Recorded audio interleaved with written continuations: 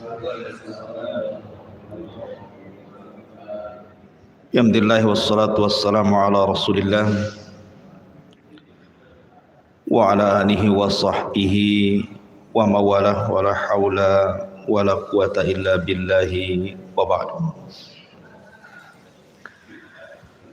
Alhamdulillah, segala puja dan puji hanya milik Allah Subhanahu wa ta'ala. Di malam hari ini kita bisa duduk untuk bertalabul ilmi di Masjid Al-Fajri, karena sebentar lagi kita akan menghadapi ibadah kurban. Maka sirah Nabi sallallahu alaihi wasallam kita ganti dengan sirah Nabi Allah Ibrahim alaihi salatu wassalam. Mudah-mudahan dalam sekali pertemuan kita selesai, kalau tidak kita buat 2 pertemuan. Ma'asyiral muslimin yang dimuliakan Allah Subhanahu wa taala. Kisah Nabi Ibrahim adalah kisah yang sangat menakjubkan di dalam Al-Qur'anul Karim. Karena Nabi Ibrahim alaihi salatu wassalam adalah Abul Anbiya, bapak dari seluruh para nabi. Karena setelah Ibrahim alaihi salatu wassalam diutus menjadi nabi dan rasul dan juga ulul azmi, serta dipilih menjadi kekasih Allah Khalilur Rahman, maka nabi-nabi setelahnya semuanya nasabnya kepada Ibrahim alaihi salatu wassalam. Tidak ada satupun nabi dan rasul setelah diutus Ibrahim alaihi salatu wassalam kecuali nasabnya sampai kepada Ibrahim. Dan itu dari 2 jalur. Jalur pertama dari Ishak. Ishak memiliki putra namanya Yakub. Kemudian Yakub memiliki 12 putra. Dari keturunan 12 putranya disebut Bani Israel. Dan nabi-nabi Bani Israel itu bukan 1-2, ribuan. Makanya ketika Abi Dzar Al-Ghifari bertanya kepada Rasul tentang jumlah para nabi dan rasul, maka Nabi SAW menjawab bahwa jumlah nabi itu 124.000 nabi. Dalam riwayat 120.000 nabi. Dan jumlah rasul itu 315 rasul. Tetapi yang dikenal namanya dalam Al-Quran hanya 25 nabi dan rasul. Bukan berarti yang tidak kita kenal bukan nabi atau bukan rasul. Lah ribuan para nabi itu adalah turunan Nabi Allah Yakub, dan Yakub sendiri namanya Israel. Maka turunan Yakub disebut Bani Israel. Dan Bani Israel ditutup kenabiannya dengan Isa ibnu Maryam. Ini dari jalur Ishak. Kemudian di sana ada jalur yang kedua dari jalur Ismail. Tidak ada satupun turunan Ismail yang jadi nabi kecuali satu, Nabi kita Muhammad sallallahu alaihi wasallam. Makanya Ibrahim itu disebut Abul Anbiya, bapaknya para nabi. Al-Quran menyebut nama Ibrahim itu sebanyak 69 kali. Disebutkan di dalam surah Al-Baqarah 127, 125, 130, 132, 133, 136, kemudian disebutkan dalam surah Al-Imran 95, 97, kemudian juga di Al-Baqarah juga 257, 258, 360, kemudian dalam surah An-Najm ayat 37, An-Nisa 54, kemudian juga Al-Ankabut 31, Al-Imran 65, As-Saffat 104, 109, kemudian surah Hud 69, Shad 45, Hud 74, dan begitu seterusnya. Intinya sebutan Ibrahim dalam Al-Quran itu sekitar 69 di semua ayat-ayat dalam Al-Quran tersebar. Menariknya adalah Ibrahim ini adalah nabi yang dicintai semua agama. Orang Yahudi mengakui Ibrahim itu nabi mereka. Orang Nasrani mengakui Ibrahim itu nabi mereka. Bahkan orang musyrik sekalipun mengakui bahwa Ibrahim adalah orang mulia mereka, termasuk orang Islam. Bahkan saking cintanya kita kepada Ibrahim, selalu kita sandingkan dengan Rasul dalam setiap tasyahud. Kalau antum salat, ada namanya salawat Ibrahimiyah. Allahumma salli ala Muhammad wa ala ali Muhammad kama sallaita ala Ibrahim wa ala ali Ibrahim.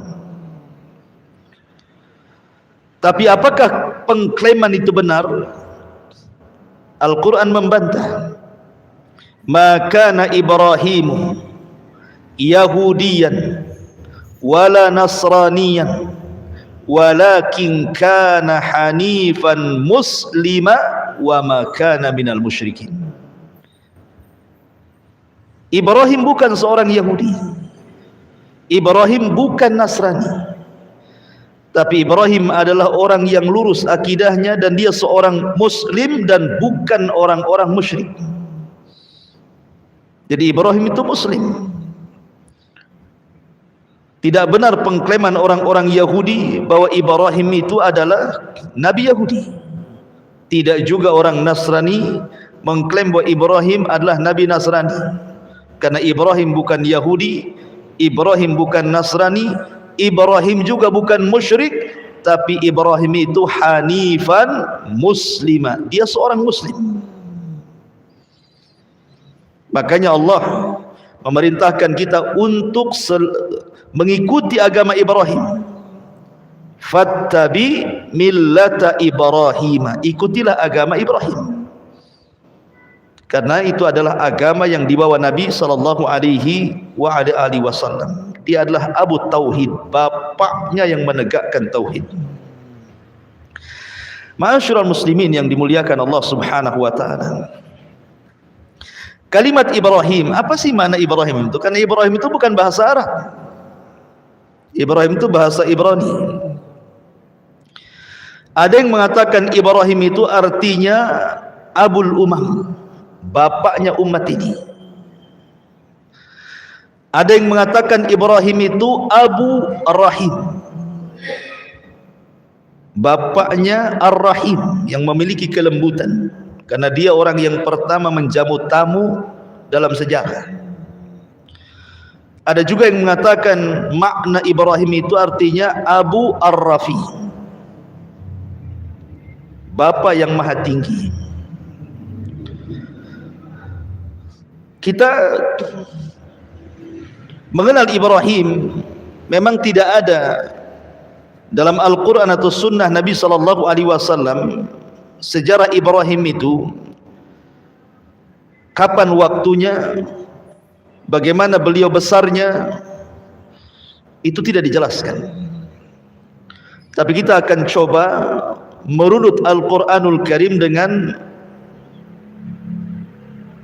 berusaha untuk mengambil petikan-petikan tafsir. Coba kita runut bagaimana kisahnya Ibrahim biar menjadi sebuah kisah, biar enak gitu ya. Ma'asyiral muslimin yang dimuliakan Allah Subhanahu wa taala, Ibrahim ini memiliki ayah dalam Al-Qur'an namanya Azar. Sebagaimana disebutkan dalam surah Al-An'am, wa idz qala Ibrahimu li abihi Azar. Ketika Ibrahim berkata kepada ayahnya Azar. Quran menyebutnya bahwa ayah Ibrahim itu namanya Azar. Tapi dalam Taurat nama Ibrahim, bapak Ibrahim itu namanya Tarah. Berbeda kalau Quran mengatakan Azar, kalau orang-orang Yahudi menyebutnya Tarah.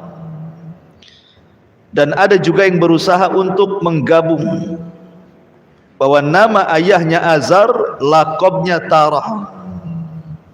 Tapi yang jelas kita ini punya kitab sendiri Al-Quran, maka kita memilih pendapat yang ada dalam Al-Quran. Nama Ibrahim itu adalah Azar. Azar sendiri punya 3 putra.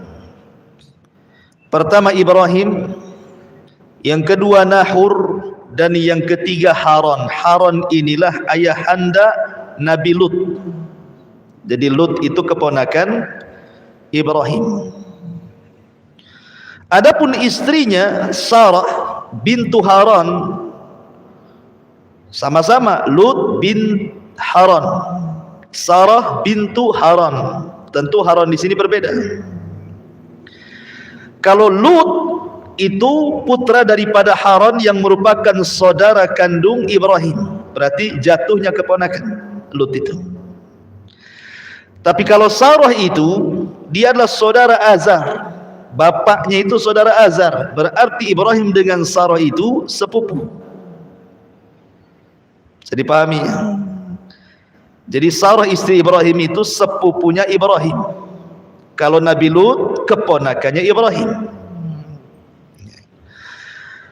Lah Nabi Allah Ibrahim alaihi salatu wassalam dibesarkan, bahkan dilahirkan di Irak, di Babil. Dan Babil saat itu dipimpin oleh seorang raja zalim namanya Namrud. Al-Imam Mujahid beliau mengatakan bahwa di dunia ini ada 4 raja yang pernah menguasai hampir sebagian dunia. Ingat, ini raja dunia ya, bukan seperti Firaun raja Mesir saja, bukan. Kalau Firaun itu bukan raja dunia, dia Mesir saja. Jadi 4 raja ini hampir menguasai dunia. 2 mukmin, 2 kafir. Adapun yang mukmin kata Imam Mujahid, pertama adalah Nabi Allah Sulaiman. Kekuasaannya hampir menyeluruh dunia. Kemudian yang kedua Dzulqarnain yang disebut dalam surah Al-Kahfi. Ini mukmin. Yang 2 kafir. Siapa yang kafir? Yang pertama Namrud, yang nanti kita akan kisahkan juga. Kemudian yang kedua Bukhtun Nasr, yang pernah membumi hanguskan Palestina dan membantai orang-orang Yahudi di zaman itu. Lah Ibrahim ini hidup di zaman Namrud. Dan kalau antum mendengar kisah Namrud, dialah manusia yang pertama kali bekerja sama dengan syaitan, dengan iblis. Dan dia yang membunuh bapaknya. Jadi bapaknya dibunuh oleh Namrud karena kerjasama dengan iblis untuk mengambil kekuasaannya.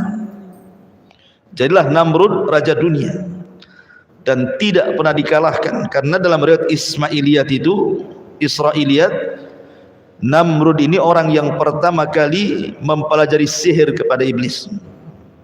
Walaupun ini perselisihan panjang para ulama, karena Al-Quran menyebutnya ada kisah Harut Marut. Tentu panjang lagi kisahnya dan banyak perselisihan ulama di sini. Ma'asyiral muslimin yang dimuliakan Allah Subhanahu wa taala. La Ibrahim dilahirkan di Babil, di Irak. Dan kala itu kaumnya adalah para penyembah berhala. Di antara mereka ada yang menyembah matahari, di antara mereka ada yang menyembah bulan, di antara mereka ada yang menyembah bintang-bintang, di antara mereka ada yang menyembah patung-patung dan berhala. Bahkan di antara mereka ada yang menyembah Namrud, menyembah Raja Namrud. Jadi memang Ibrahim dilahirkan di tengah-tengah kesyirikan, ya, dan itu tantangan Ibrahim. Akan tetapi ma'asyiral muslimin yang dimuliakan Allah Subhanahu wa taala, Nabi Allah Ibrahim ini walaupun dia terlahir di tengah-tengah umat yang berbagai macam sesembahannya, tapi Allah memberikan fitrah kepada nabinya Ibrahim dari kecil tidak pernah menyembah berhala. Padahal bapaknya pembuat berhala, penjual berhala, penyembah berhala. Tapi Ibrahim tidak pernah sama sekali menyembah berhala. Sama dengan Nabi tidak pernah menyembah berhala, supaya tidak ada cacat. Di kemudian hari setelah dia jadi Nabi, kemudian ada kritikan, dulu kau juga menyembah berhala kan, begitu ya. Ibrahim tidak menyembah berhala. Bahkan satu riwayat, Azar ini kan pembuat patung, dan patung yang dijualnya itu, dibuatnya itu untuk dijual dan untuk disembah kaumnya. Jadi Azar itu kalau sudah membuat patung, maka disuruhnya anak-anaknya yang 3 orang ini untuk menjual ke pasar. Haran dan juga Nahur itu kalau jualan patung laris mereka. Kalau Ibrahim tidak pernah satu patung pun ada yang beli, karena cara jualnya begini. Kalau Ibrahim menawarkan patung itu, ishtaru man la yadurrukum wa la yanfa'ukum, belilah patung ini yang tidak bisa mendatangkan manfaat dan tidak bisa mencegah madarat. Kira-kira ada yang beli? Itu bahasa jualannya Ibrahim tuh. Yang ada yang belilah, bahasa yang seperti itu. Belilah patung ini, tapi patung ini tidak memberikan manfaat kepada kalian dan tidak memberi madarat kepada kalian. Bahkan terkadang patungnya dibawa ke sungai, suruh minum. Ishrab, minum katanya. Ya nggak bisa minum lah patung. Ya. Jadi kadang-kadang ayahnya marah karena nggak pernah laku. Jadi dari kecil saja fitrahnya itu sudah menolak berhala Ibrahim itu. Maka disebut hanifan. Hanif itu lurus, tidak pernah melakukan kesyirikan, itu disebut hanif. Hanifan muslimah wa makana minal musyrikin. Sebelum saya lanjutkan kisah Ibrahim ini, Al-Quran banyak memberikan sifat-sifat mulia kepada Ibrahim. Pertama, Allah Subhanahu wa taala katakan, inna Ibrahima kana ummatan qanitan lillahi hanifan. Di sini Allah berikan 3 sifat. Sesungguhnya Ibrahim itu kana ummatan. Apa ummat itu? Ummat itu artinya ar-rajulul al-jami'u li hisalil khairi hatta yakuma maqama ummatin minan nas. Kalimat umat ini artinya seorang laki-laki yang terkumpul sifat-sifat kebaikan padanya. Dimana kalau cerita keimanan, dia orang yang paling beriman. Kalau cerita sedekah, dia orang yang paling sedekah. Kalau cerita zikir, dia orang yang paling zikir. Sebutkan apa saja kebaikan ada pada dia, seolah-olah dia mewakili umat dan pantas untuk dijadikan uswatun hasanah. Kemudian yang kedua, qanitan. Qanit itu artinya luzumut ta'ah, orang yang terus di atas ketaatan. Makanya nanti kita kalau menceritakan Ibrahim dari kecil sampai tua, semua cerita ibadah, semua cerita dakwah, karena dia luzumut ta'ah, di atas ketaatan. Hanifan artinya lurus, tidak pernah melakukan kesyirikan. Kemudian Allah Subhanahu wa taala mensifati Ibrahim dalam Al-Qur'an syakiran li an'umi, hamba yang senantiasa bersyukur akan nikmat Allah Subhanahu wa taala. Kemudian Al-Qur'an juga mensifati dengan al-hilmu, inna Ibrahim lahalimun awwabun munib. Ibrahim itu lahalim, orangnya lembut. Nanti kita lihat bagaimana dakwah dia ke orang tuanya, sangat lembut sekali, patut ditiru. Ya. Dan itu modal untuk berdakwah, kelembutan. Kemudian sakha, orangnya dermawan. Bayangkan Ibrahim itu punya peternakan unta. Untuk apa? Untuk dijual? Bukan. Ibrahim itu diberikan kekayaan oleh Allah Azza wa Jalla, dan dia punya peternakan unta. Peternakan unta itu hanya untuk menjamu tamu. Jadi kalau ada tamu sembelih satu unta, ada tamu sembelih satu unta, ada tamu sembelih satu unta. Hanya itu saja, hanya untuk menghormati tamu. Makanya orang yang pertama kali menghormati tamu Ibrahim. Kita mah nggak pernah kalau ada tamu aqua gelas, tamu aqua gelas, tamu aqua gelas, nggak pernah nyembelih ayam antum. Lihat Ibrahim ini sampai punya peternakan unta hanya untuk menjamu tamu saja, luar biasa. Kemudian orangnya sabar, sabar sekali. Hartanya untuk menjamu tamu, badannya dilemparkan ke api, anaknya disuruh disembelih. Sabar Ibrahim itu orangnya. Kemudian riayatu li ahli, dia senantiasa memperhatikan keluarganya. Sesibuk apapun Ibrahim berdakwah kepada kaumnya, tidak pernah melupakan keluarganya. Makanya di dalam Al-Quran sering Ibrahim digambarkan bagaimana dia berdakwah kepada bapaknya. Ya abati, ya abati, wahai ayahku, lima ta'bud ma la yasma wa la yubsir. Kenapa kau sembah zat yang tidak mendengar, tidak melihat? Bahkan Ibrahim pernah berdoa kepada Allah, wajnubni wa baniya an na'budal asnam. Ya Allah, jauhkan aku dan seluruh anak turunanku jangan sampai ada yang menyembah berhala. Jadi memperhatikan keluarganya. Dan itu harusnya punya perhatian bagi kita. Yang pertama kali diperhatikan kepada keluarga, ajari mereka tauhid. Jangan melakukan kesyirikan. Karena umumnya kalau antum pulang ke kampung, keluarga di kampung itu mungkin kurang ilmu, tidak sampai hidayah kepada mereka, ya, masih suka datang ke dukun kan itu ya.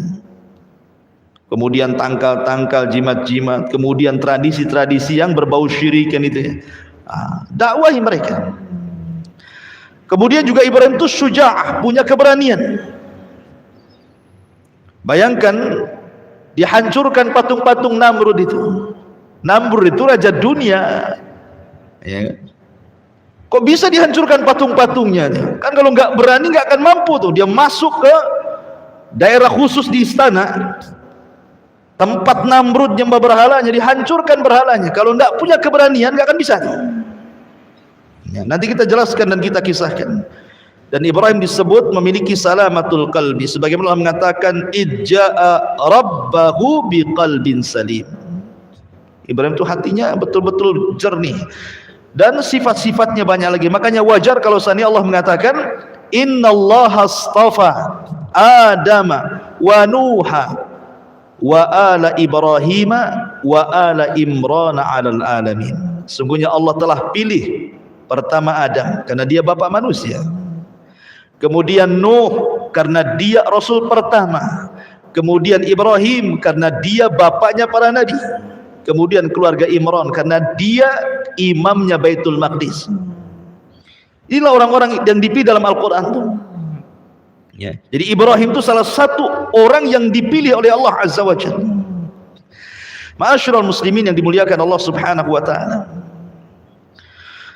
Adapun di masa remajanya, bagaimana kisah Ibrahim di masa remaja? Ibrahim ini ketika diangkat oleh Allah Subhanahu wa taala menjadi nabi dan rasul setelah dewasa, maka yang pertama kali dakwah adalah keluarga. Dan itu disebutkan dalam surah Maryam ayat 41 sampai 48, detail di situ. Allah mengatakan wadhkur fil kitabi Ibrahim innahu kana siddiqan nabiyya. Ceritakanlah wahai Muhammad kisah Ibrahim di dalam Al-Quran. Sesungguhnya dia adalah seorang yang sangat membenarkan, maksudnya seorang nabi. Idh qala li abi, ketika dia berdakwah kepada ayahnya, ya abati lima ta'budu ma la yasma' wa la yubsir wa la yughni anka syai'a. Lihat bagaimana panggilan Ibrahim kepada ayahnya, padahal ayahnya kafir. Ibrahim tidak memanggil namanya ya Azar, tidak, wahai ayahku, wahai ayahku, tidak pernah memanggil nama. Makanya Hasan Al-Basri mengatakan siapapun anak yang memanggil nama orang tuanya berarti anak itu telah durhaka. Panggil dengan panggilan yang lembut, ya abati, wahai ayahku, wahai ayahandaku. Mengapa engkau menyembah sesuatu yang tidak mendengar, tidak melihat, tidak dapat menolong kamu sedikit pun? Ya abati inni qad ja'ani minal ilmi ma lam ya'tik fattabi'ni ahdika siratan sawiyah. Wahai ayahku, sesungguhnya telah sampai kepadaku sebagian ilmu yang tidak diberikan kepadamu, ikuti aku, niscaya aku akan menunjukkan kepadamu jalan yang lurus. Ya abati la ta'budi syaitan inna syaitana kana lirrahmani isiyya. Wahai ayahku, jangan kau sembah syaitan. Maksudnya apa? Kau nyembah syaitan, maksudnya jangan mengikuti syaitan gitu, yang menjerumuskan orang kepada kesyirikan. Karena setan itu adalah makhluk yang durhaka kepada Allah. Ya abati, teruslah di kalimatnya, wahai ayahandaku, wahai ayahandaku. Tapi lihat ayahnya kepada Ibrahim, dia mengatakan ya Ibrahim, qala aragibun anta an alihati ya Ibrahim. Lihat, ayahnya tidak mengatakan apa? Wahai anakku, tidak ya. Dia mengatakan wahai Ibrahim, bencikah kau kepada Tuhan-Tuhanku? Azar tidak mengatakan wahai anakku, bencikah kau kepada Tuhan-Tuhanku, tidak, tapi menyebut namanya, menunjukkan orang kafir itu keras hatinya, tidak punya kelembutan. Orang kafir itu keras hatinya, makanya tidak menyebut wahai anakku kan itu. Harusnya kan Ibrahim sudah, bagaimana dia lembutnya kepada ayahnya kan, wahai ayahku. Ayahnya tidak mengatakan wahai anakku, tidak, hei Ibrahim. Beda. Berarti ini sudah kasar ayahnya. Tapi Ibrahim tetap lembut ya. Bahkan ketika ayahnya mengatakan la illam tantahi la arjumannaka wahjurni maliya, kata bapaknya, hai Ibrahim, kalau seandainya kau tidak berhenti dari dakwahmu, pasti engkau akan kurajam. Kemudian aku akan tinggalkan dirimu, pergi kau selama-lamanya. Diusir, bahkan diancam raja. Tapi Ibrahim tetap lembut kepada ayahnya.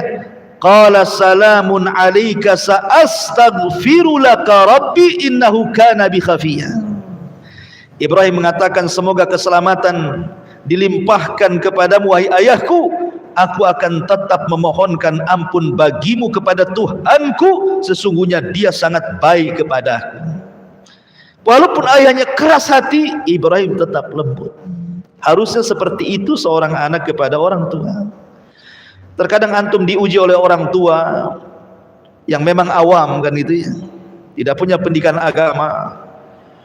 Terkadang ngomong itu kasar, yang diceritakan dunia saja, nggak ngirim duit marah dia kan itu ya, dimakinya anaknya, dikutuknya anaknya kan itu ya. Tak jarang orang tua seperti itu.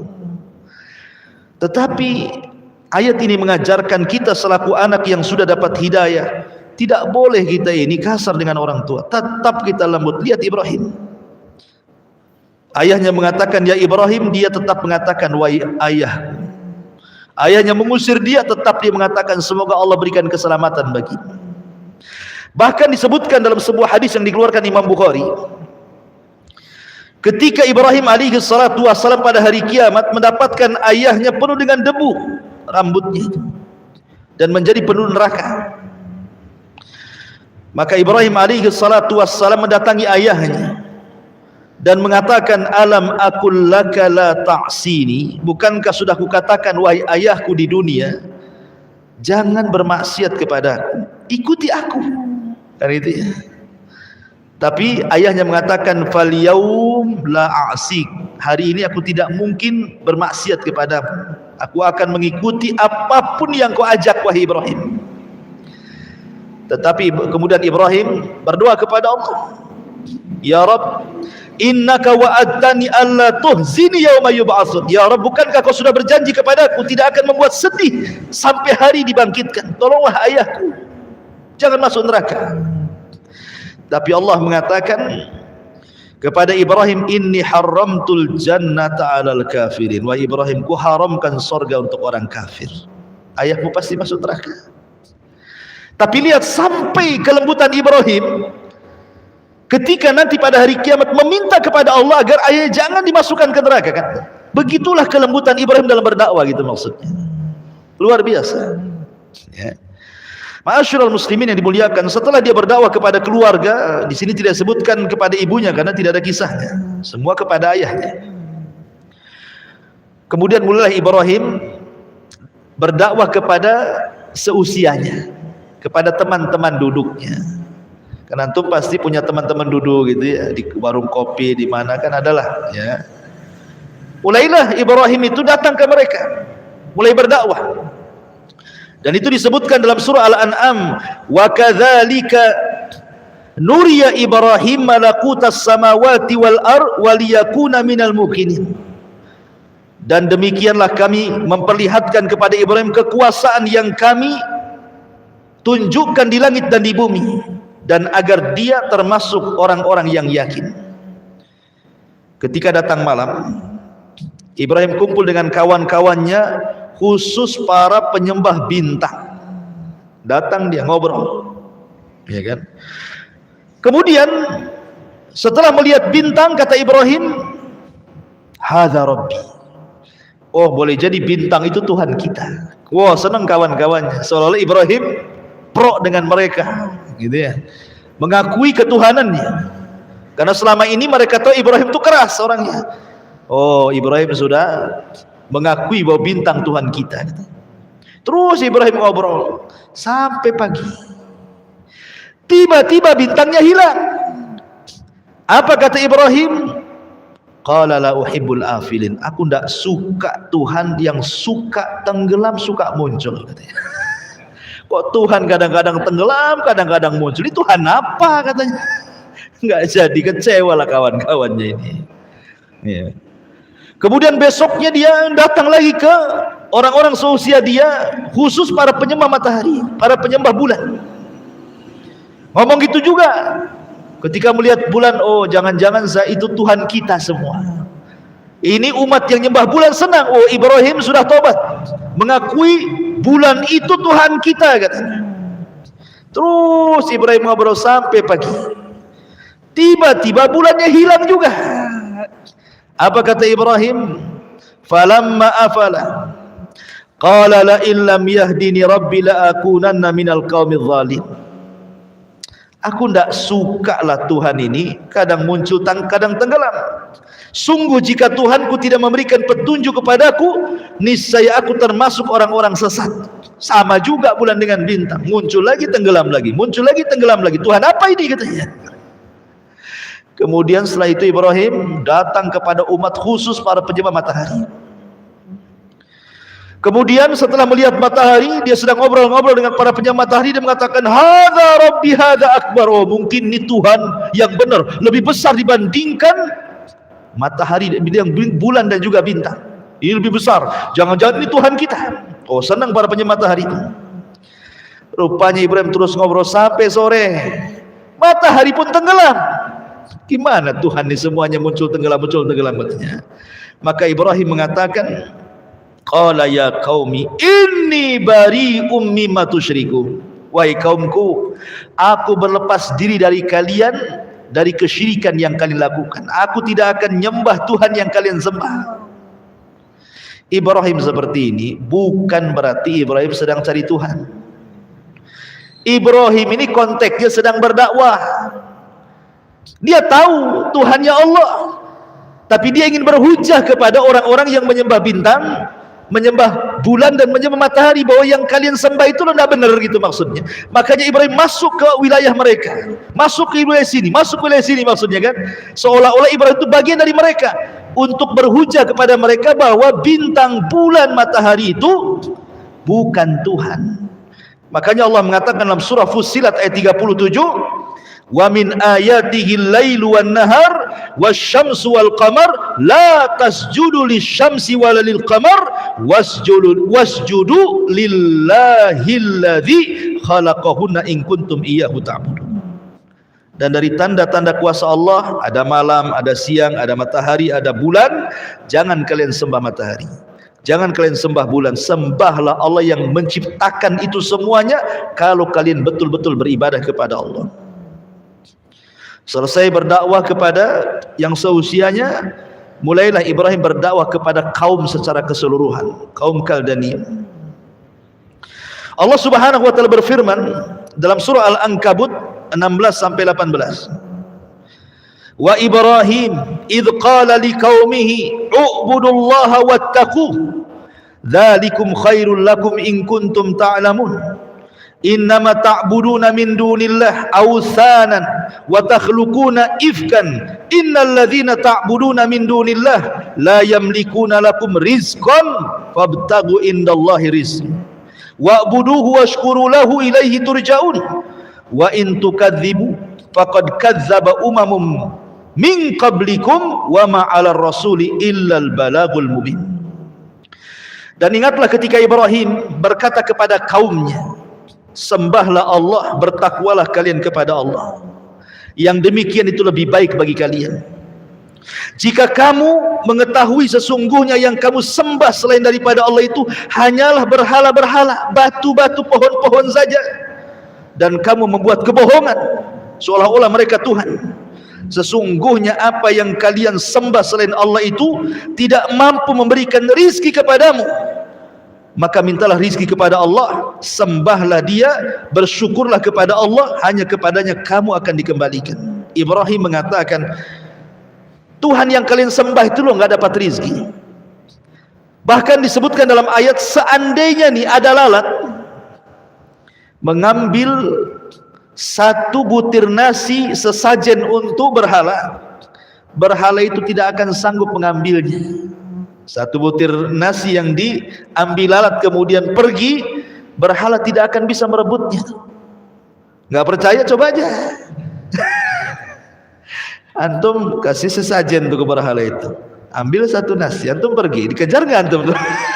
Kalau dikejar hati-hati antum. Iya. Ma'asyiral muslimin yang dimuliakan Allah Azza wa Jalla, Ibrahim pakai logika itu, berdakwah dengan logika dia kan. Tuhan mulu tidak ada manfaatnya, tidak ada madarat, enggak mendatangkan madarat juga, enggak bisa mendatangkan rizki, ngapain disembah?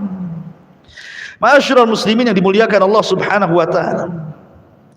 Kemudian setelah Ibrahim berdakwah kepada ayahnya, kepada seusianya, kemudian kepada kaumnya secara keseluruhan, mulailah Ibrahim berdakwah kepada Namrud, kepada raja. Ingat, dalam syariat kita afdalul jihad kalimatul haq inda sultanil jair. Seutama-utama jihad itu kalimat yang Anda lontarkan dari kalimat kebenaran kepada pemerintah yang zalim, kepada penguasa yang zalim. Karena kalau kita menyampaikan kebenaran kepada penguasa yang zalim itu risikonya besar, bisa ditangkap, dipenjara, dibunuh, kan gitu ya. Tetapi tentu dengan cara yang bijak. Tidak boleh menasihati pemerintah di hadapan panggung, di medsos, nggak boleh. Ya, itu akidah ahli sunnah. Tapi menasihati secara sembunyi-sembunyi kebenaran itu memang berat. Kalau tersinggung antum bisa kena pasal karet kan itu. Masuk antum, dimasukkan ke penjara. Terkadang dihilangkan antum itu. Jadi Ibrahim ini betul-betul berdakwah kepada Namrud. Ketika Namrud ini membuat acara kerajaan. Mungkin kalau di negeri kita ini Agustusan lah kan itu. Karena kan dulu kan sistem kerajaan kan itu. Apa kata Namrud? Dibuatlah pesta besar di lapangan. Istana kosong, ada semua ke lapangan, tumpah ruah di lapangan. Kata Ibrahim, tallahi, bersumpah dia, demi Allah, la akidanna asnamakum ba'da an tuwallu mudbirin. Sungguh aku akan melakukan tipu daya terhadap berhala-berhala kalian setelah kalian pergi meninggalkannya. Jadi ketika istana kosong, betul-betul kemudian ditinggalkan oleh pengurus-pengurus kerajaan dan juga Namrud, kan tumpah ruah di lapangan, Ibrahim masuklah ke dalam istana. Padahal sebelumnya Ibrahim ini pura-pura sakit, bapaknya ngajak Ibrahim, ayo ada acara tuh. Apa kata Ibrahim? Saya sedang sakit pak, katanya. Inni maridtu, saya sedang sakit. Padahal Ibrahim sehat. Ini dusta pertama Ibrahim. Ibrahim itu pernah berdusta 3 kali. Sebab itulah dia tidak bisa berikan syafaat, karena dusta 3 kali ini. Tapi dusta bukan dusta kayak kita. Kalau dusta kayak kita beda gitu. Antum jualan, itu untung dusta di situ. Ini dustanya untuk dakwah. Maka kata ayahnya, ayo pergi. Kata Ibrahim, dah aku lagi sakit. Akhirnya pergi, tahu-tahu sembuh kan itu ya. Masuklah dia ke dalam istana. Faja'alahum judhadan illa kabiran lahum. Maka Ibrahim menghancurkan semua berhala dalam ruangan itu, kecuali satu patung yang besar, dibiarkan tidak dihancurkan. Kemudian palunya diletakkan di lehernya. Ibrahim keluar, ya. Zaman itu kan nggak ada CCTV masalahnya, kan nggak tahu siapa yang melakukan, ya kan. Namrud ketika selesai ulang tahun, masuk dia ke ruangan tempat berhalanya, kaget tidak kepalang, bagaimana semua berhalanya hancur kecuali satu. Kata Namrud, siapa yang melakukan ini? Maka diutuslah pasukan-pasukan mata-mata untuk mencari siapa pelakunya. Allah takdirkan, ketahuan pula. Kemudian dikatakan oleh mereka, sami'na fatan yadhkuruhum yuqalu lahu Ibrahim. Wahai raja, kami mendengar ada rupanya anak muda. Fatan, lihat bahasanya, anak muda. Ada anak muda yang melakukan ini terhadap Tuhan-Tuhan kita, namanya Ibrahim. Kata Namrud, tangkap Ibrahim itu. Maunya apa anak itu? Ditangkaplah Ibrahim, diinterogasi. Apa interogasinya? A anta fa'alta bi alihatina ya Ibrahim. Hei Ibrahim, kau ya yang melakukan ini semua. Kata Ibrahim, kejahatan itu kalau harus dibuktikan kan harus ada 2 alat bukti. Ini dia kalau di negara kita ya. Mana buktinya? Baik saksi atau tertulis katanya. Tak ada. Justru alat buktinya bukan ada pada saya. Kemudian menunjuk kepada patung. Sebenarnya yang melakukan bukan saya, itu loh yang melakukan.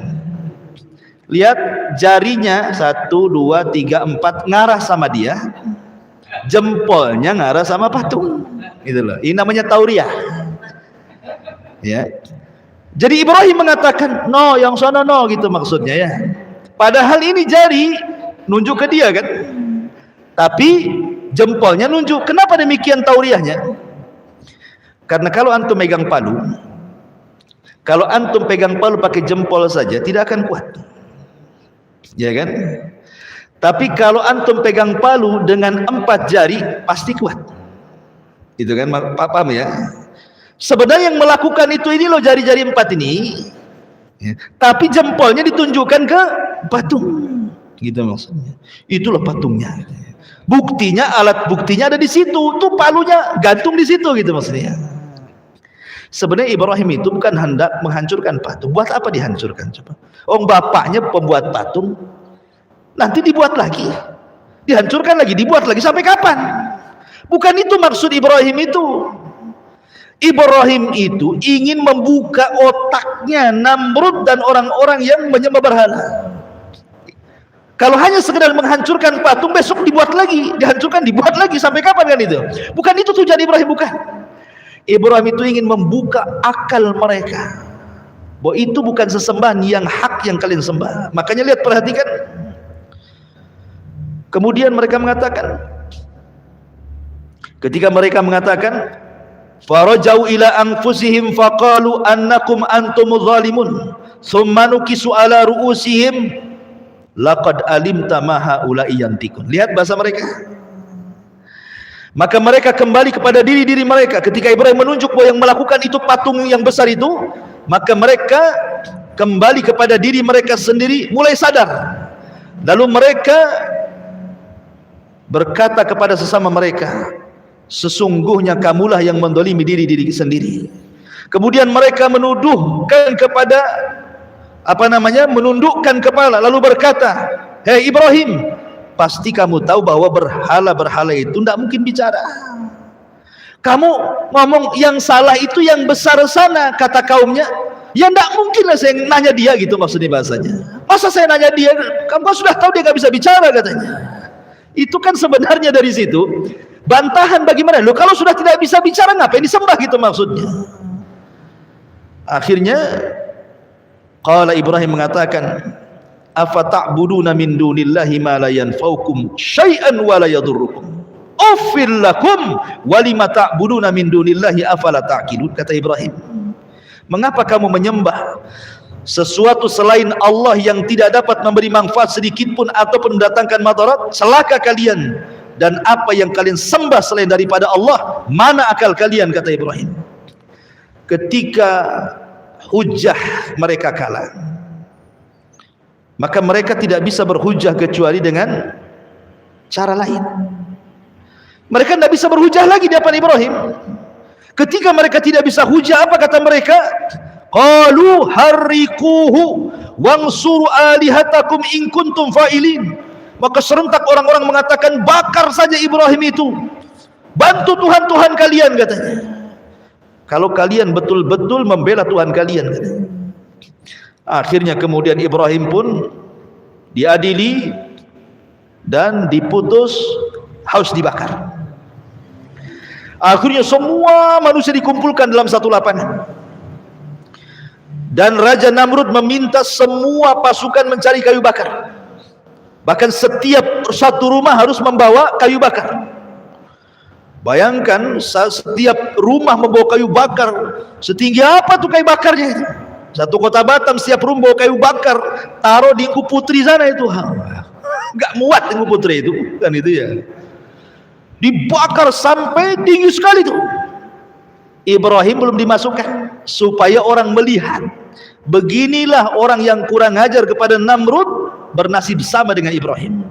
Dibuatlah manjanik itu ketepel besar gini, gitu ya. Jadi boleh ketepel taruh sini, Ibrahimnya lempar gitu.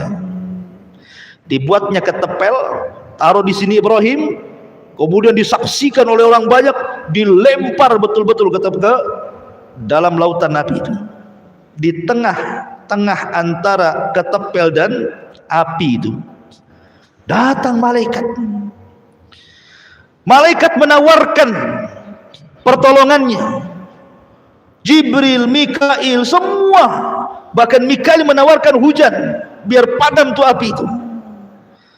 Tapi Ibrahim alaihi salatu wassalam mengajarkan tawakal yang kuat dan mengatakan, amma ilaika fala wa amma ilallahi fabala. Kata Ibrahim, adapun saya harus meminta pertolongan kepada kalian, oh tidak.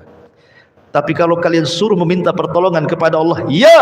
Maka Ibrahim mengatakan, hasbunallah wa ni'mal wakil, ni'mal maula wa ni'man nasir. Cukuplah Allah penolong. Ketika Ibrahim masuk ke dalam api, semua binatang datang meniup supaya padam, kecuali satu binatang, tokek pula datang niup-niup supaya gede. Si tokek ini, semua binatang itu niup supaya padam, si tokek ini niup supaya besar. Makanya Nabi SAW memerintahkan untuk membunuh wazak, ya tokek dan sejenisnya lah ya, cicak, tokek, bahkan berpahala tuh. Sekali pukul mati pahalanya besar, ya. 2 kali pukul kurang pahalanya, 3 kali pukul kurang, dipukul-pukul gak mati-mati. Berarti cicak-cicakan itu. La haula wala quwwata illa billah. Makanya kenapa cicak itu sunahkan dibunuh. Apakah kemudian cicak sekarang ini menerima kesalahan tokek di zaman Nabi Ibrahim? Gara-gara tokek moyang saya gitu, saya yang kena imbasnya dibunuh. Nggak ada kaitan. Ya, memang itu perintah. Ya. Ketika Nabi SAW memerintahkan sesuatu untuk dibunuh, berarti memang ada madaratnya. Seperti kenapa Rasul memerintahkan untuk membunuh tikus.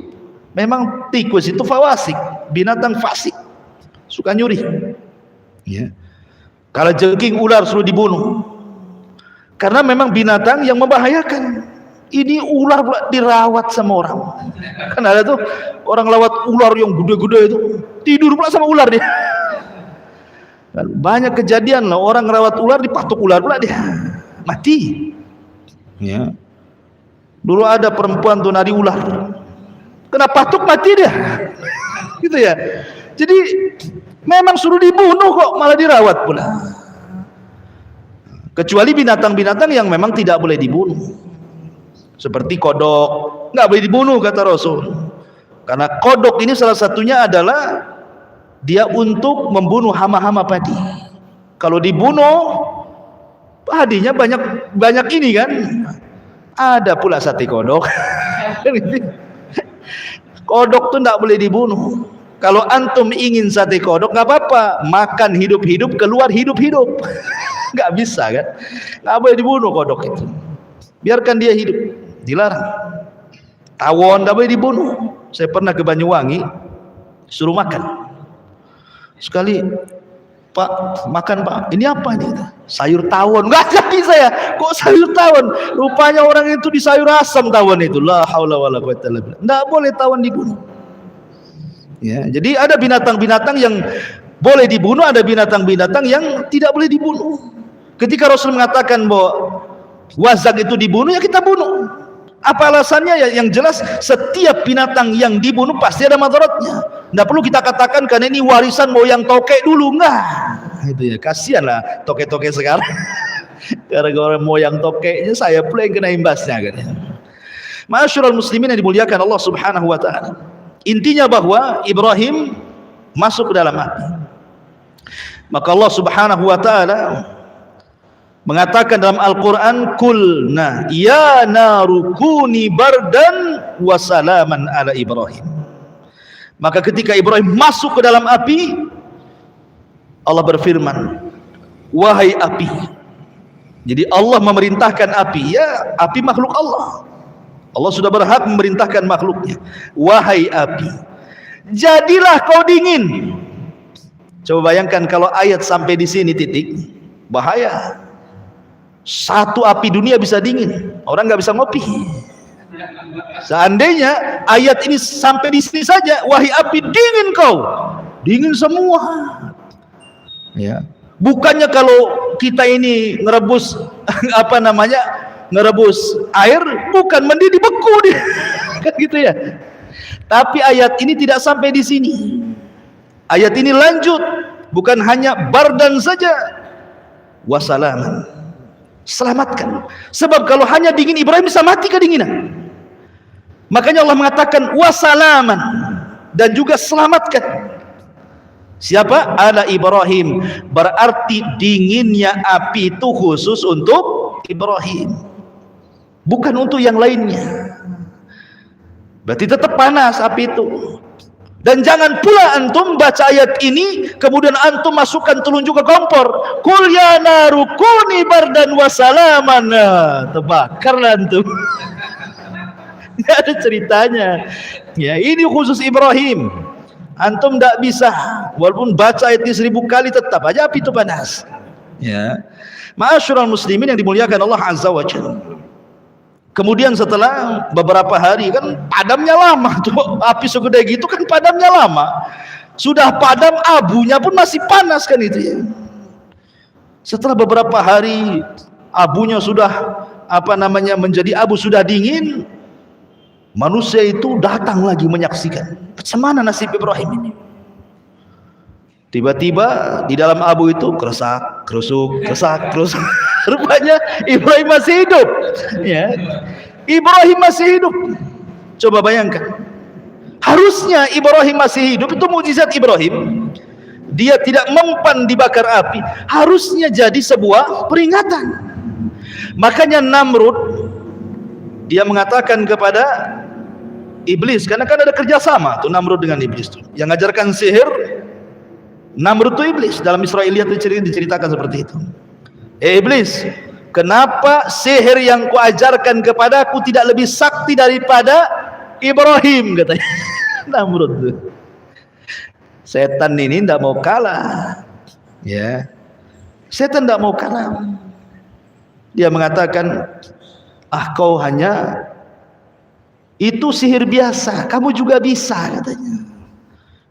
Itulah setan. Setan sudah tahu itu mukjizat kan. Tapi supaya Namrud tetap menyembah dia, dia meyakinkan kepada Namrud, itu biasa itu. Ma'asyiral muslimin yang dimuliakan Allah Azza wa Jalla. Lah dari peristiwa inilah Ibrahim alaihi salatu wassalam sudah tidak kuat lagi berdakwah di daerah Kaldaniun, di Babil, di Irak, dan habis ini harus hijrah. Dari situ maka Ibrahim mulailah melakukan hijrah pertama. Tidak ada yang beriman di Irak kecuali 3 orang, istrinya Sarah dan Lut. Ya, istrinya dan Lut. Lut adalah keponakannya. Hanya bertiga, Ibrahim, istrinya dan keponakannya. Itulah yang beriman. Semua kufur. Kemudian Ibrahim akhirnya hijrah ke mana? Ke Palestina. Setelah sampai di Palestina, ada yang mengatakan bahwa Ibrahim ini kan belum diberikan rizki oleh Allah Azza wa Jalla, masih mengadu nasib di Palestina ini. Apalagi ketika itu terjadi jadab. Jadab itu paceklik yang berkepanjangan, sehingga Ibrahim tidak bisa bertahan lama di Palestina, harus hijrah lagi ke negeri lain. Lah hijrahlah Ibrahim ke Mesir. Rupanya di Mesir itu rajanya zalim. Fir'aun di zaman Nabi Ibrahim itu. Fir'aun itu kan istilah raja Mesir. Jadi raja Fir'aun di Mesir di zaman Ibrahim itu zalim. Salah satu sifat buruknya adalah Sarah ini sudah dikenal kecantikannya. Bahkan ada yang mengatakan bahwa separuh kecantikan Hawa itu diberikan kepada Sarah, sebagaimana separuh ketampanan Adam itu diberikan kepada Yusuf. Karena Adam itu tampan. Makanya kita tidak terima kalau teori Darwin itu kita asumsi. Karena Darwin mengatakan bahwa asal muasal manusia dari kera kan gitu. Kera cakep apa ganteng? Jelek lah kera pula. Enggak apa-apa Darwin saja yang jelek. Kita orang Islam turunan Adam. Adam tuh cakep, separuh kecakapannya diberikan kepada Yusuf saja. Wanita-wanita bisa ngiris-ngiris jari itu dengan pisaunya. Lah ketika kemudian Ibrahim sampai di Mesir,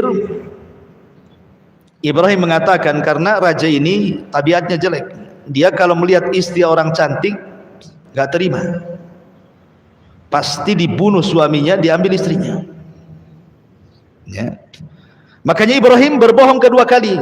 Tadi yang pertama berbohong di ibunya, di bapaknya, ngajak keluar bilang sakit. Yang kedua berbohong di raja ketika mengatakan tuh patung itu yang nakal, aku ndak nakal katanya. Nah ini yang berbohong ketiga nih, ngomong sama istrinya, raja ini kalau kau tahu kau istriku, kau akan ditangkap, katakan kau saudariku. Tauriah juga maksudnya bukan saudari di sini, saudari beneran, maksudnya saudari seagama gitu maksudnya. Tapi katakan kau saudariku, dan jangan kau katakan aku suamimu, katakan aku ini saudaramu. Tapi karena Sarah ini cantik memang, Datanglah prajurit-prajurit raja ini, nggak peduli walau ngaku saudari-saudara, kalau cantik diambil. Kan itu ya. Diambil lakinya Sarah ini. Dibawa ke istana. Ibrahim hanya bisa terdiam dan melakukan sholat. Nah, ini pentingnya. Kata Rasul, kalau ada masalah, sholat. Ibrahim lagi pusing dari istrinya diculik sama raja, sholat dia. Wasta'inu bis sabri was sholat. Minta pertolongan dengan sabar dan salat. Datangkanlah Sarah ke hadapan raja. Namanya orang cantik. Ya, raja sudah tidak sabar lagi.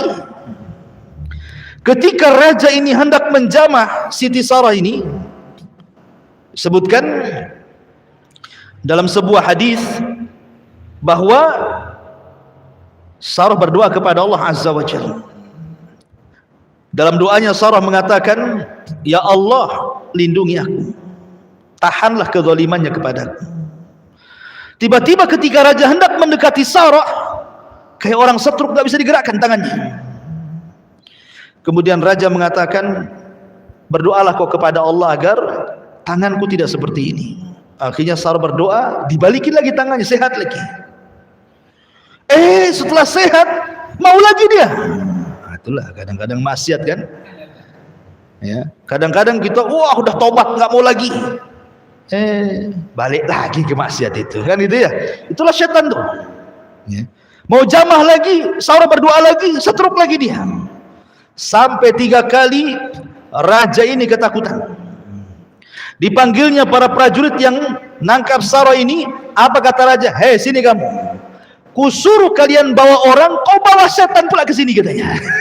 Ketakutan raja itu. "Kusuruh kalian bawa orang, kalian bawa setan pula ke sini," katanya. Karena ketakutan raja, suruh nyingkir Sarah ini. Sebagai imbalannya dikasihlah Hajar. Hajar itu anak raja. Perang kalah, jadi tawanan Raja Fir'aun ini. Maka kemudian kata sang raja, "Ambillah nih Hajar, bawa ke sana. Bawa bersama, mau pergi sana." Akhirnya Sarah pun pergi membawa budak pemberian daripada sang raja zalim. Ketika kemudian berjumpa dengan Ibrahim, Ibrahim sedang sholat. Begitulah keajaiban sholat. Ya. Ma'asyiral muslimin yang dimuliakan Allah, akhirnya karena tidak mungkin dilanjutkan di Mesir, balik lagi Ibrahim ke mana? Ke Palestina. Lah Ibrahim ini ikhwatu fiddin muliakan Allah Subhanahu wa taala. Usianya sudah lanjut. Setiap hari dia berdoa kepada Allah Subhanahu wa taala, "Rabbi habli minas salihin." Ya Allah, anugerahkan kepadaku anak yang saleh. Tapi tidak kunjung dikasih. Karena sudah tua, istrinya sudah nenek-nenek, bahkan dikatakan mandul. Tapi Ibrahim tidak jenuh mengatakan, "Rabbi habli minas salihin." Ya Rabb, anugerahkanlah kepadaku anak yang saleh. Kenapa Ibrahim minta yang saleh? Karena kalau anak itu saleh menjadi qurratu a'yun, menjadi penyejuk mata orang tua. Tapi kalau anak jahat, terkadang orang tua ini keceplosan ngomong, "Nak, baiknya kau mati saja lah, nak.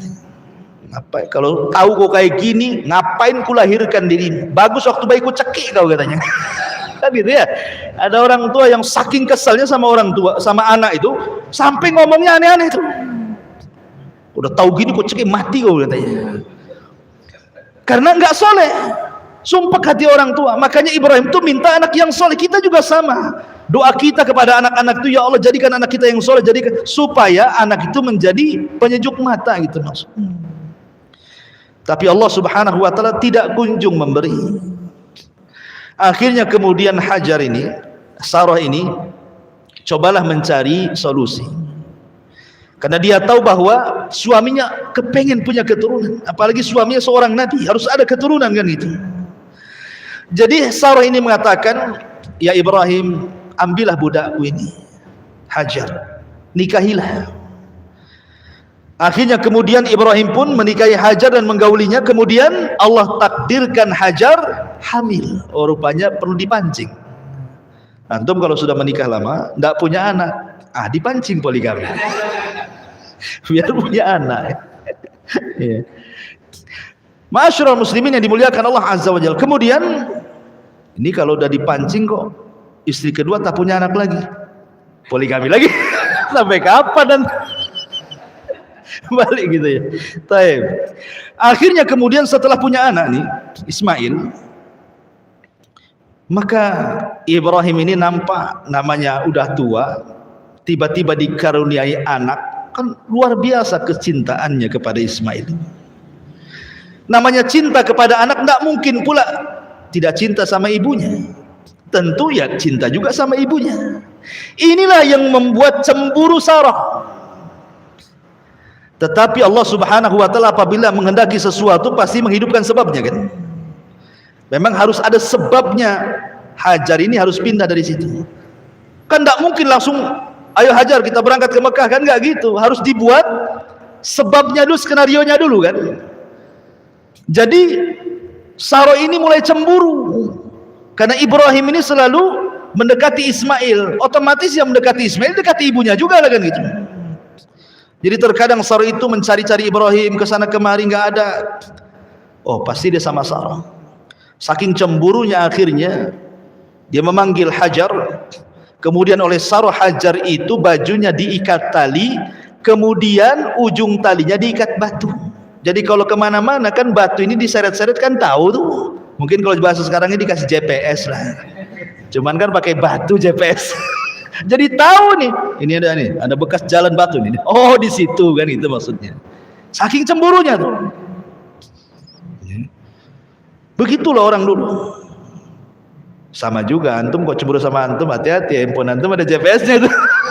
Bang di mana, Bang? Batu Haji. Nagoya kata. Masalah ini. Masyarul muslimin yang dimuliakan Allah Azza wa Jalla. Kemudian akhirnya Allah Subhanahu wa taala merintahkan Ibrahim untuk memisah Hajar dan Sarah. Di sinilah mulai hikmah kenapa terjadi seperti ini. Kemudian Allah mengarahkan agar Ibrahim membawa Hajar dan juga Ismail bayi untuk pergi ke Mekah. Mekah itu bukan kayak sekarang mentereng, tidak. Mekah itu disebutkan dalam Al-Quran biwadin ghairi di zar'in inda baitikal muharram. Kau bawa Hajar ke sebuah lembah yang isinya hanya batu, padang pasir, tidak ada pohon, tidak ada tanaman, tidak ada makanan, tidak ada minuman, bahkan tidak ada orang. Jadi penghuninya cuma satu, dia ajalah Hajar itu sama bayinya Ismail. Dibawalah Ibrahim, bahkan dari Palestina ke Mekah ini jauh. Kalau zaman dulu naik unta itu 1 bulan perjalanan tuh. Dan di situ ada syarat. Ibrahim hanya meletakkan gitu saja dan tidak boleh tinggal walaupun beberapa hari. Letak pulang. Bayangkan, diletakkan langsung pulang. Ketika pulang ada syarat lagi, tidak boleh nengok ke belakang, tidak boleh menjawab panggilan, pergi gitu saja. Coba perasaan Hajar digituin. Kalau wanita zaman sekarang, cerai aja bang lah, kan itu kan bahasa kita ya. Apain nggak ada perasaan nih suami nih katanya, ya kan? Kalau dibuat kayak gitu tuh, karena wanita-wanita di zaman sekarang ini, antum sudah kasih semuanya saja dibilang antum nggak punya perasaan, ya kan? Antum sudah kasih rumah, bulanan antum kasih, jajan antum kasih, anak pun antum kasih. Salah sedikit dibilang apa? Memang abang nggak punya perasaan. Itu ya kan, istrinya nggak berakal itu. Ya. Jadi ketika betul-betul diletakkan di gurun itu, Ibrahim bilang pergi. Ya Hajar, naluri perempuan, dia memanggil suaminya. Ya Ibrahim, ilaina tadhhab. Ibrahim mau pergi kemana? Kau tinggalkan kami di sini. Tapi Ibrahim kan sudah dibilang sama Allah, jangan nengok ke belakang, jangan jawab pertanyaan, pergi saja dia. Seolah-olah nggak punya salah kan gitu ya. Tapi itu perintah Allah. Hajar ini paham, yang namanya dia suami seorang Nabi, seorang Rasul, paham bahwa ini bukan kehendak suaminya. Dia tahu tabiat suaminya nggak kayak gitu. Pasti ini adalah perintah Allah ini. Ketika Hajar paham ini perintah Allah, apa kata Hajar? kalau memang ini perintah Allah, idhab ya Ibrahim falan yudayyi'unallah, kata dia, pergi sana, aku yakin Allah tidak mungkin menyia-nyiakan aku di sini. Tawakalnya patut kita acungkan jempol. Tidak ada orang tawakal setawakal Hajar. Ditinggalkan di lembah, tidak ada orang, tidak ada tanaman, tidak ada tumbuhan, tidak ada makanan, tidak ada minuman. Antum saja safar ke Tanjung Pinang, hilang dompet, apa enggak stres antum? Udah kayak kiamat tuh kan, hilang tawakalnya. Baru dompet tuh yang hilang. Padahal dompetnya itu cuma isinya 200.000. Iya Ustaz, itu 200.000. ATM tuh ratusan ribu. Ma'asyiral muslimin yang dimuliakan Allah Azza wa Jalla. Akhirnya Ibrahim pun pergi. Setelah Ibrahim jauh dan Sarah tidak bisa memandang dia lagi, baru Ibrahim berhenti. Baru Ibrahim menghadap Sarah dan anak yang ditinggalkan. Disitulah Ibrahim berdoa. Ya, sebutkan dalam surah Al-Imran, panjang itu doanya. Ya Allah, jadikanlah negeri ini penuh dengan berkah, rizki yang banyak, macam-macam keamanan banyak. Antum baca surah Al-Imran. Ya. Kemudian Ibrahim pergi ke Palestina. Ini Hajar ini dengan Ismail hanya bawa bekal cukup 2-3 hari saja. Habis itu habis. Nggak ada makan lagi, nggak ada minuman lagi. Ketika sudah 2 atau 3 hari, Ismail ini menangis karena haus. Namanya bayi. Dan seorang ibu yang menyusui pun harus dia minum, harus ada nutrisinya kan masuk, supaya air susunya keluar kan itu. Terpaksalah dia mencari air. Lari dia ke bukit Safa. Ada bukit Safa. Dilihatlah dari bukit Safa ke bawah. Kan orang kalau cari air kan cari ketinggian. Ya kan? Naik ke atas bukit, tengok ada air enggak? Oh, rupanya ada bayang-bayang Fata Morgana di arah Marwah. Akhirnya dia lari ke Marwah, nengok lagi ke arah Safa, bolak-balik sampai 7 kali putaran. Makanya jadi syariat sa'i dalam umrah atau dalam haji. Ketika ke-7 kalinya dia mendengar Ismail menangis, khawatir, maka dia langsung mendekati. Rupanya Jibril sudah berdiri di kakinya Ismail. Kemudian Jibril menendangkan kaki kecil yang Ismail ini ke tanah. Ketika ditendangkan ke tanah, keluar air. Saking senangnya nih Hajar ini melihat ada air muncrat dari tanah, langsung dia membuat bendungan. Zam, zam, zam, zam. Nah, jadilah air itu Zam-Zam. Zam-Zam itu membendung artinya. Ambil tanah satu, ambil tanah satu, jadi bendungan. Zam, zam, zam, zam. Nah, jadi Zam-Zam lah sekarang. Ya, sampai sekarang air itu jadi air Zam-Zam. Ya. Ma'asyiral muslimin yang dimuliakan Allah Azza wa Jalla. Setelah kemudian ada air, kemudian bisa minum di situ, bayinya bisa minum, nggak ada makanan, nggak mungkin minum terus, harus makan juga orang. Karena sudah nampak air, datang burung. Ketika burung-burung datang ingin minum di situlah, itulah sebagai tanda bagi musafir. Ada suku Jurhum yang mereka kehabisan minuman, haus di tengah padang pasir, mencari air, nggak dapat. Rupanya dia lihat burung. Oh, di situ ada air. Kalau ada burung pasti ada air. Maka suku Jurhum ini, suku Yaman ini, mendatangi burung itu, ternyata memang ada air. Di situ ada seorang wanita dengan bayinya. Ini suku Jurhum kalau mau jahat bisa dibunuh Hajar itu. Untuk ngambil air kan gampang saja, cuma wanita saja. Tapi suku Jurhum itu ada dari kabilah Yaman. Dan Rasul mengatakan untuk ahli Yaman, ahlul Yaman itu araqul qulub, lembut hatinya orang Yaman itu. Ya. Makanya kemudian akhirnya minta baik-baik. Boleh nggak saya minum dari airmu? Kata Hajar, boleh, tapi barter dengan makanan. Nah, disitulah dia bisa makan. Maka terjadilah barter minuman dan makanan. Akhirnya Allah jamin, betul kata Hajar, kalau memang ini perintah Allah, idzan lan yudayyi'unallah. Inilah kata-katanya terbukti. Ya kan? Kalau memang ini perintah Allah, wahai Ibrahim, pergi kau sana. Allah yakin tidak mungkin menyia-nyiakan saya di sini. Makanya nggak disia-siakan. Datang dengan sebab itu dapat makanan. Sehingga suku Jurhum itu akhirnya menjadi tempat singgah suku Jurhum di situ. Kalau dia safar ke sana kemari, singgahnya di situ. Lama-lama kemudian suku Jurhum ini meminta kepada Hajar, boleh nggak kami tinggal di sini? Berapalah satu kaplingnya. Akhirnya diizinkan tinggal 1 tenda, 2 tenda, 4 tenda, 7 tenda, 100 tenda. Jadilah kampung kabilah Jurhum di situ.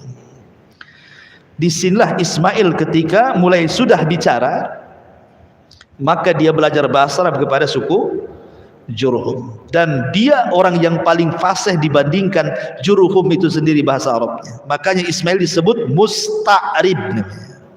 Arab itu terbagi 3.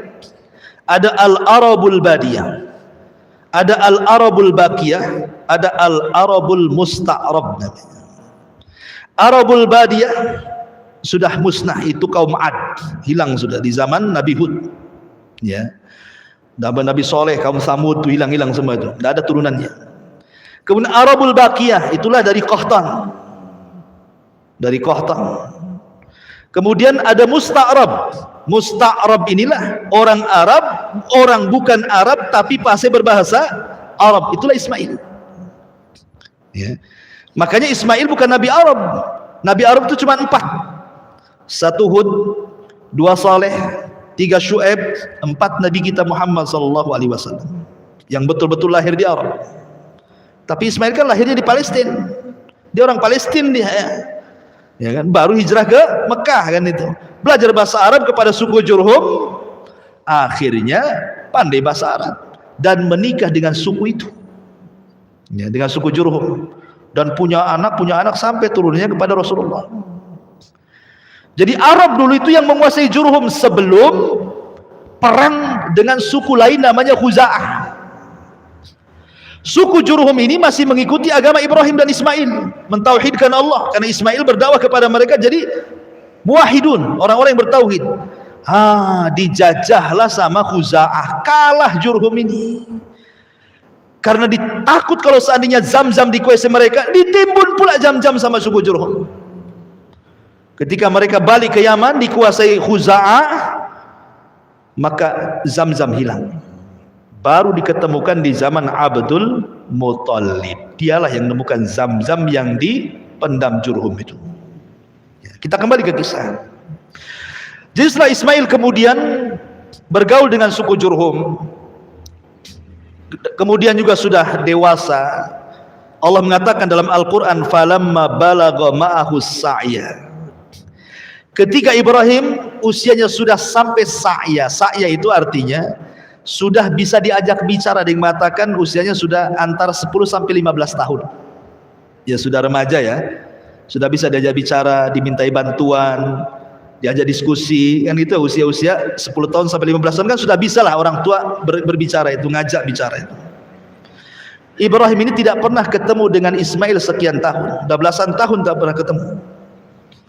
Sehingga Ibrahim ingin melihat anaknya, berangkatlah dari Palestina ke Mekah. Di malam hari sebelum keesokan harinya dia berjumpa dengan Ismail, mimpi pula Ibrahim ini. Dalam mimpinya dia menyembelih putranya Ismail, betul-betul disembelih. Ibrahim pun ketika terbangun dia termenung. Bagaimana tidak? Ini bala ujian berat, ikhwan, ya kan? Sudah lama tidak punya anak, akhirnya Allah berikan anak, kemudian anaknya sudah besar, tahu-tahu mau disembelih. Ini kan ujian besar kan gitu ya. Termenung Ibrahim, tapi karena memang mimpinya para nabi wahyu, mau tidak mau ini adalah perintah. Antum jangan samakan mimpi antum dengan mimpi Ibrahim. Jangan pula antum mimpi nyembelih anak, besoknya ambil pisau pula antum. Mimpi antum dari setan. Kalau mimpi nabi itu dari Allah. Jadi terpaksalah dia harus ngomong. Ketika besoknya ketemu Ismail, oh senang, namanya bapaknya dah lama gak ketemu, istrinya juga, suaminya gak ketemu, kan senang. Maka Ibrahim kemudian harus ngomong walaupun berat. Dibawanya Ismail ke tempat yang lain, dijauhkan dari ibunya. Kemudian ayahnya ngomong baik-baik. Dia mengatakan, qala ya bunai inni ara fil manami anni adzbahuka fanzur madza tara. Wahai anakku, bapakmu semalam tidur bermimpi. Dalam mimpi bapakmu menyembelih dirimu. Fanzur madza tara. Bagaimana pendapatmu? Lihat, seorang bapak tidak boleh diktator sama anak. Kan ada tuh orang bapak kalau anaknya salah aja udah main tampar, main maki, main awas kau ya. Oh, udah main awas kau aja tuh. Ya. Tapi diajak ngomong baik-baik. Harusnya seperti itu seorang bapak pada anak. Diajak ngomong baik-baik anaknya, diajak diskusi. Ya, libatkan diskusi. Menurut adik gimana ya bagusnya? Padahal jelas-jelas kalau dia berpendapat pun tidak bermutu ya pendapatnya. Tapi untuk ngajari dia berpendapat, apa salahnya? Kalau nak, menurut kamu gimana? Nggak apa-apa. Seperti Ibrahim ini ngajak diskusi kan? Fangdur madzatar. Menurutmu gimana nih? Tapi Ismail ini anak dari Hajar yang tawakalnya kuat, anak daripada Ibrahim yang Khalilur Rahman. Dia tidak bercanda, tidak ngasih muqaddimah. Dia langsung mengatakan, ya abatif alma tu'mar satajiduni insyaallahu minas sabirin. Oh, mantap di jawabannya. Wahai bapak, lakukan saja. Kalau ini perintah Allah, lakukan saja. Insya Allah engkau akan dapati aku termasuk anak yang sabar. Lihat bahasanya. Ismail tidak mengatakan if'al ma turid, lakukan apa yang kau mau wahai ayahku. Tapi bahasanya if'al ma tu'mar, lakukan yang diperintahkan. Sebab kalau bahasanya lakukan apa yang kau mau, berarti bukan perintah Allah, ini kemauan bapaknya. Tetapi ketika bahasanya tu'mar, ini perintah, berarti tahu Ismail ini perintah Allah, bukan kemauan bapaknya. Dan lebih hebatnya lagi, Ismail mengatakan insya Allah. Insya Allah ini seolah-olah Ismail ingin mengatakan, wahai ayahku, kalau aku redho untuk disembelih, kau juga redho untuk menyembelih, Allah pun redho aku disembelih, pasti kau dapati aku termasuk anak yang sabar. Tapi seandainya aku redho disembelih, kau juga redho siap menyembelih, tapi Allah tidak redho, ini tidak akan menjadi anak yang sabar. Makanya bahasanya insyaallahu minas sabirin. Ya, itulah bahasa Quran luar biasa itu. Jika Allah berkehendak, kan itu ya, pasti kau akan dapati termasuk hamba Allah yang sabar. Ismail tidak pernah dia menyekat kalimat itu. Maksudnya tidak ada kata-kata muqaddimah. Pak, itu kan mimpi. Enggak lah kan, enggak ngomong gitu kan. Pikirkan, anakmu satu-satunya. Kan enggak ada kan kalimat itu. Anakmu tuh si mata wayang. Kau mau bunuh bantai aku juga. Kan itu. Nanti kau tak punya anak lagi gitu. Tak ada. Ismail ngomong gitu. Langsung, tegas, jelas. Wahai bapakku, kalau ini perintah Allah, lakukan. Insya Allah anakmu termasuk anak yang sabar. Tidak main tunggu Ismail, pergi dia, datang ke rumahnya, pamitan ke ibunya, ambil tali dan pisau, bergegas dia datang ke ayahnya. Kata Ismail, ya, ini tambang untuk mengingat badanku. Kalau kau tidak ikat aku, bisa saja aku kabur. Ya. Ini pisau sudah kutajamkan, sebab kalau tidak tajam, maka akan lama untuk menyembelihku. Ketika kau sembelih, aku minta 3 syarat. Sembelihlah di tengkuk, jangan di leher. Sebab kalau di leher, engkau akan memandang wajahku, kau kasihan tak jadi. Kalau di tengkuk, otomatis wajahnya terpendam. Yang kedua, sing-singkan baju. Jangan sampai ada satu darah menetes di bajumu, kalau ibuku tahu dia akan sedih. Dan yang ketiga, segerakan sembelihannya. Akhirnya Ibrahim pun betul-betul lah dia letakkan pisau. Betul-betul sudah dijalan-jalankan, seperti sudah digini-ginian pisau itu. Subhanallah, Allah buat tumpul pisau itu.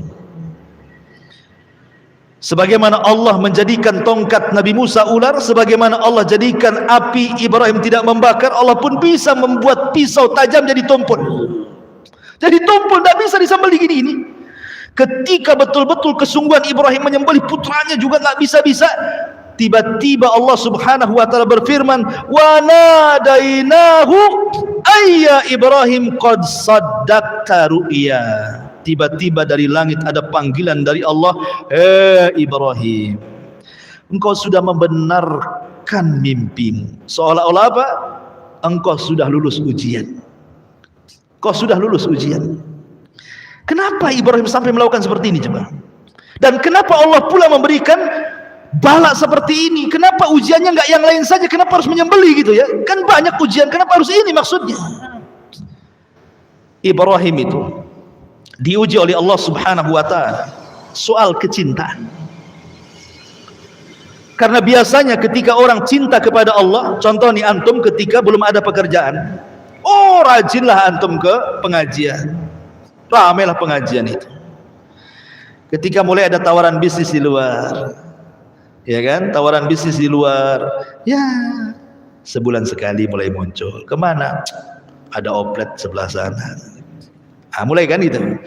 Ketika Ibrahim ini cinta dengan Allah, tiba-tiba ada anak.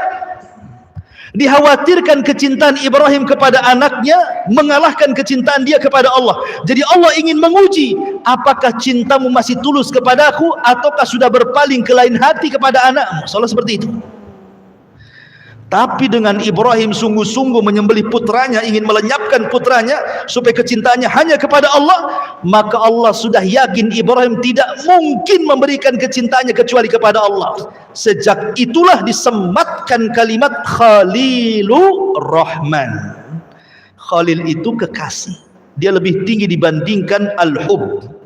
Hub itu cinta, khullah itu cinta lebih daripada khullah. Namanya ada Habib, ada Khalil. Khalil itu di atasnya Habib. Dia kecintaan yang murni kepada Allah Subhanahu wa taala. Itu alasannya. Makanya Allah mengatakan inna kadzalika nuzil muhsinin. Begitulah kami akan membalas dengan balasan yang baik. Karena ini ujian berat. Makanya Allah sampai memberikan taukid penguat dalam ayatnya, inna hadza lahuwa al-bala'ul mubin. Lihat, Allah sampai membuat 3 penekanan. Inna, sesungguhnya. Kalimat sesungguhnya kan penekanan tuh. Inna. Hadza, ini. Lah adalah taukid lagi. 3 penguat dalam ayat ini. Sesungguhnya, ini benar-benar, sungguh-sungguh ujian yang berat bagi Ibrahim. Memang ujian berat, tapi Ibrahim lulus. Lulus dia, predikat kaum Lut. Lulus. Ya. Makanya karena kelulusannya itulah Allah mengatakan wa fadainahu bidzibhin adzim. Allah turunkan kambing dari surga. Kata Abdullah ibn Abbas, warnanya putih dan gemuk dan bertanduk. Jadi kalau antum cari korban yang gemuk, yang bertanduk, yang putih. Tapi kalau Rasul suka warnanya amlah, putih ada campuran hitam. Kalau kambingnya Ibrahim putih semua, ya kan? Kalau korban tuh cari yang gemuk. Kalau yang gemuk pasti mahal. Makanya kalau ingin korban sudah nabung hari ini untuk tahun depan. Jangan udah dekat-dekat korban sibuk cari utangan. Pasti dapat kurus itu, nggak dapat gemuk. Gitu ya. Jadi kalau antum betul mau korban yang tabung dari sekarang kan itu ya. Untuk tahun depan pasti dapat gemuk, dapat jantan. Dapat warna yang bagus, karena kalau mahal itu semua ada kan itu. Kalau murah antum mau cari yang mana? Kadang-kadang udah jelas-jelas bawa 5 juta, ada pula harga 3 juta, yang 2 juta dimasukkan lagi. Udah ini aja katanya, murah katanya. Kita sedang bermuamalah dengan Allah, ikhwan, bukan bermuamalah dengan orang. Karena kurban ini yang sampai kepada Allah bukan daging, bukan darah, tapi takwanya kita kepada Allah. Langsung cerita. Lanjut cerita, kemudian Ibrahim menyembeli domba itu. Makanya Allah mengatakan dalam ayat yang lain, wa taraknahu lil akhirin, dan cerita Ibrahim ini akan menjadi sebuah cerita bagi orang-orang setelahnya. Makanya setiap datang kurban pasti cerita Ibrahim, karena akan menjadi cerita bagi orang-orang setelahnya. Setelah itu maka Ibrahim pun balik lagi ke Palestina. Kemudian setelah itu meninggallah Sarah. Ketika meninggal Sarah, dia balik ke Mekah, kemudian membangun Ka'bah bersama Ismail dan tinggal di Mekah. Bahkan ketika meninggal Hajar dia menikah lagi. Ya. Sampai akhirnya ketika Ismail alaihi salam sudah tua, beliau menikah dengan salah satu wanita Jurhum. Masalahnya akhlaknya jelek wanita yang pertama ini. Ketika Ibrahim ingin tahu istrinya seperti apa, dia datang ke rumahnya. Asik ngeluh saja istrinya itu. Karena suka ngeluh istrinya tidak tahu kalau itu ayahnya Ismail. Kan tidak pernah tahu kan mukanya. Dan istrinya pun tidak tahu itu ayahnya. Ibrahim hanya ingin menguji tentang kesabaran istrinya. Tapi istri pertama Ismail itu banyak ngeluh. Ya. Dan sifatnya perempuan kan ngeluh ya. Biasanya.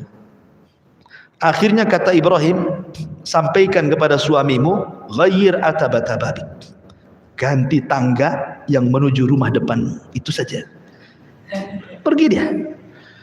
Datang Ismail, cerita istrinya, bang, tadi ada orang tua begini. Tahu-tahu dia berwasiat kepadamu, ghayyir atabata babik.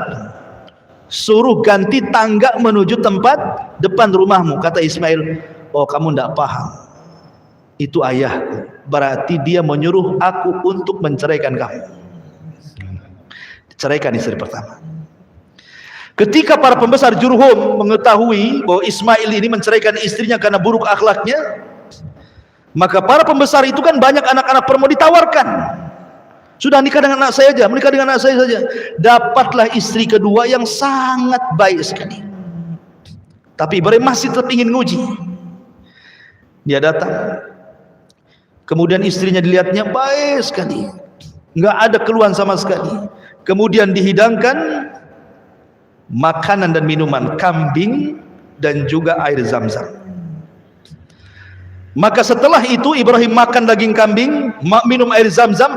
Kata Ibrahim, Allahumma barik lakuma fi syarabikuma wa ta'amikuma. Ya Allah, berkahi makanan keduanya dan minuman keduanya. Sejak Ibrahim mendoakan daging kambing dan juga air zam-zam, sejak itulah kambing dan zam-zam menjadi berkah sampai hari ini. Makanya orang Mekah walaupun makan kambing gak akan kolesterol, gak akan darah tinggi, gak akan kumat asam uratnya, gak akan. Ya, karena didoakan Ibrahim. Ya kan, kambingnya itu didoakan. Makanya dulu zaman Nabi kambing itu makanan pokok. Makanya sampai sekarang orang Arab itu makan kambing pagi, siang, sore, malam. Nggak kayak kita. Walaupun 1 bulan ya tetap aja kayak gitu. Coba antum beli kambing di Tamiang, pagi antum kambing, siang antum kambing, malam antum kambing, sebulan saja mungkin antum yang diantar ke Tamiang. Beli kambing di Tamiang, antum pula diantar ke Tamiang, ke kuburan Tamiang sana. Ini bahaya ikhwan. Ya. Jadi itulah bedanya kambing sana berkah. Lah Ibrahim mendoakan makanan yang ada di Mekah, Rasul mendoakan makanan yang ada di Madinah. Madinah dulu makanan pokoknya kurma. Maka Rasul mendoakan keberkahan 2 kali lipat makanan Madinah dibandingkan Mekah. Makanya kurma Madinah itu kurma yang luar biasa, disebut dengan ajwa. Semua kurma Madinah disebut ajwa, kan dapat doa Nabi. Siapa yang makan 7 butir ajwa di pagi hari nggak akan kena sihir, nggak kena racun sampai sore hari, kan begitu. Jadi sama-sama didoakan. Kalau makan Mekah didoakan Ibrahim, makanan Madinah didoakan Rasulullah. Itulah diantara sejarah singkat Nabiullah Ibrahim alaihi salatu wassalam. Wallahu a'lam bishawab. Mudah-mudahan kajian tentang Nabiullah Ibrahim tadinya dibuat 2 pertemuan, tapi dengan singkat kita bisa menyelesaikan. Mudah-mudahan ada ibrah dan pelajaran. Subhanakallah bihamdika asyhadu an la ilaha illa anta astaghfiruka wa atubu ilaik. Allahu ta'ala. Assalamualaikum warahmatullahi wabarakatuh.